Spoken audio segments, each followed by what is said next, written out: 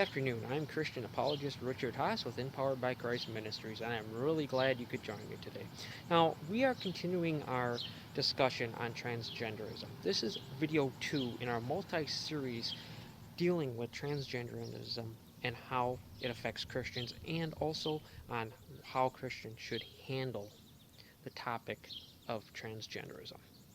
Now, in our first video, we discussed the fallacy, or the hater fallacy, as I call it, and you can watch that on YouTube or on our Podbean account. In this video, we're going to be concentrating mainly on the question, and this question has been asked and posed as a counter rebuttal a lot of times for those who either don't care about the topic or who are pro transgender, or really just, are trying to push a leftist agenda. And the question basically has to deal with, how does somebody being transgender really affect me? Well, why should you care? Because it doesn't affect you. Well, ultimately it does. Now, we know in the Word of God, the Word of God is very specific on this area, that man is created man, woman is created woman. You cannot change that. You cannot change your DNA makeup, as we covered in the first video. Now, to those who are dealing with the question at hand, how does it affect you? Or, it doesn't really affect you, so why should I care? It does. Let's use a scenario. Now, with all scenarios, we know at some point all scenarios break down. But here's the thing. Let's say your wife, your child, or this person's child or wife, or daughter, or whatever. Let's just take this as an example. Let's start with your wife. Your wife goes to a gym. As we have seen at Planet Fitness, this already happened, and this is not outside the norm.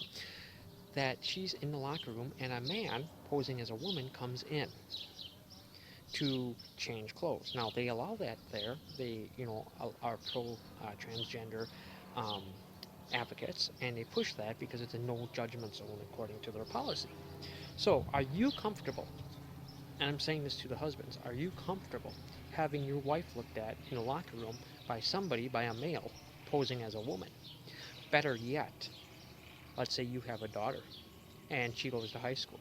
Now, let's say the high school has a equality clause in their hiring, and they have to hire a transgender gym teacher, and that male gym teacher is posing as a woman. Are you satisfied, or are you willing to allow a male posing as a woman because he feels, not because he's biologically a woman, but he feels, because you cannot change the DNA, so this is all based on feeling, he feels that he is a woman? Are you allowed and comfortable allowing that male posing as a woman to be in the same locker room as your daughter?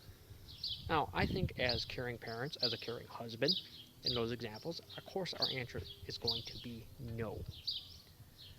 And that we would not allow that. I know personally, if my wife went to the gym and came across it, we would have some serious problems with that gym. And there would be serious legal ramifications. Now, as Christians, that ultimately is how this affects and answers the question, and is an example of how does transgenderism affect everybody else. You can pose this example to those, and I have found I've asked these questions and used this example for those who have stated, well, it doesn't affect me, so why should I care? Well, when you bring this up and you put it in everyday ordinary use, ultimately they cannot deny that use and those scenarios are real examples, especially with what's being posed today into today's society as normality. Well, I want to thank you for joining me, and we will talk to you next time on our next video.